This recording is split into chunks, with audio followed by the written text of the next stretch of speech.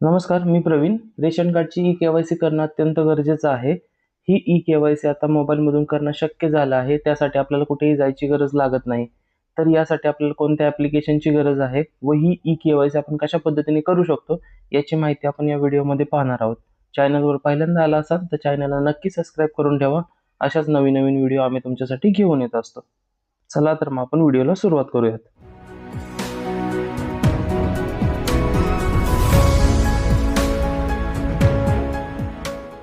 Ration card ई-के-वाय-सी करण्यासाठी आपल्याला 2 ॲप्लिकेशनची गरज लागते. त्यासाठी आपल्याला प्ले स्टोअरवर यायचं आहे. येथे आपल्याला 1 नंबरचं ॲप्लिकेशन इन्स्टॉल करायचं आहे, आधार फेस आर-डी. हे ॲप्लिकेशन आपल्याला इन्स्टॉल करून घ्यायचं आहे. येथे आपल्याला 2 नंबरचं ॲप्लिकेशन पाहायला मिळेल, ते आपल्याला इन्स्टॉल करून घ्यायचं आहे. त्यानंतर आपल्याला आणखी एक ॲप्लिकेशनची गरज आहे, मेरा ई-के-वाय-सी. तर आपल्याला हे ॲप्लिकेशनसुद्धा इन्स्टॉल करून घ्यायचं आहे. 1 नंबरचं ॲप्लिकेशन आपल्याला पाहायला मिळेल. हे ॲप्लिकेशन आपल्याला इन्स्टॉल करून ओपन करून घ्यायचं आहे. ओपन केल्यानंतर आपल्याला त्या ॲप्लिकेशनला परमिशन द्यायचे आहेत. परमिशन दिल्यानंतर आपल्यासमोर एक ऑप्शन पाहायला मिळेल, फेस ई-के-वाय-सी. त्याच्या खाली आपल्याला स्टेट सिलेक्ट करायचं आहे. आपलं स्टेट सिलेक्ट करून व्हेरीफाय लोकेशन या ऑप्शनवर आपल्याला क्लिक करायचं आहे. व्हेरीफाय लोकेशन या ऑप्शनवर क्लिक केल्यानंतर आपल्यासमोर एक पेज ओपन होईल. त्यामध्ये आपल्याला आधार क्रमांक नंबर एंटर करायचा आहे.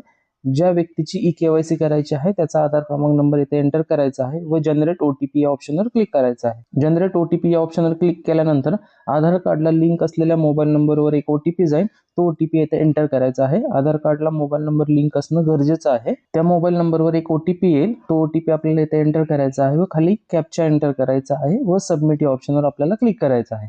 सबमिट या ऑप्शनवर क्लिक केल्यानंतर आपल्याला बेनिफिशरी डिटेल्स पाहायला मिळतील. त्यामध्ये नेम, कार्ड नंबर, ई-के-वाय-सी अप्रुव्हल, आधार नंबर आणि ई-के-वाय-सी स्टेटस. आपल्याला इथे ई-के-वाय-सी स्टेटस ब्लँक पाहायला मिळेल. त्यानंतर खाली आपल्याला एक ऑप्शन आहे, फेस ई-के-वाय-सी. आपल्याला ई-के-वाय-सी करून घ्यायची आहे, तर आपल्याला फेस ई-के-वाय-सी ऑप्शनवर क्लिक करायचं आहे. फेस ई-के-वाय-सी या ऑप्शनवर क्लिक केल्यानंतर आपल्यासमोर 2 ऑप्शन पाहायला मिळतील. आपल्याला ॲक्सेप्ट या ऑप्शनवर क्लिक करायचं आहे व पुढे जायचं आहे. त्यानंतर आपल्याला आपण जे ॲप्लिकेशन इन्स्टॉल करून घेतले होते आधार फेस आर-डी, ते ॲप्लिकेशन ओपन करून परमिशन्स द्यायचे आहेत. त्यानंतर आपल्यासमोर फेस ऑथेंटिकेशन ॲडवायझर ओपन होईल. आपल्याला आपले फेस ऑथेंटिकेशन करण्यासाठी जे इन्स्ट्रक्शन आहेत ते इथे आपल्याला पाहायला मिळतील. खाली आपल्याला टिक करून प्रोसीड या ऑप्शनवर क्लिक करायचं आहे.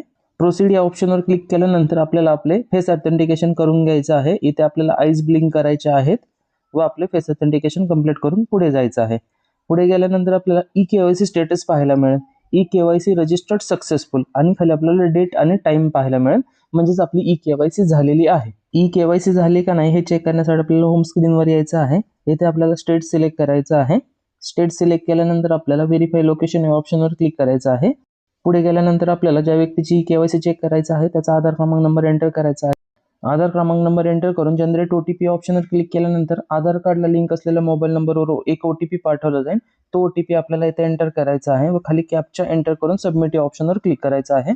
सबमिट या ऑप्शनवर क्लिक केल्यानंतर आपल्याला बेनिफिशरी डिटेल्स पाहायला मिळतील. त्यामध्ये आपल्याला name, home state, card number, Aadhaar number, eKYC status. EKYC स्टेटसमध्ये आधी ब्लँक होतं, पण आता इथे आपल्याला वाय पाहायला मिळेल. वाय म्हणजे आपल्याला आपली ई-के-वाय-सी झालेली आहे. तर आपण अशा पद्धतीने आपली ई-के-वाय-सी झालेली आहे का नाही हे चेक करू शकतो व आपली ई-के-वाय-सी करू शकतो. तर हा व्हिडिओ आवडला असेल तर इतरांना नक्की शेअर करा. धन्यवाद.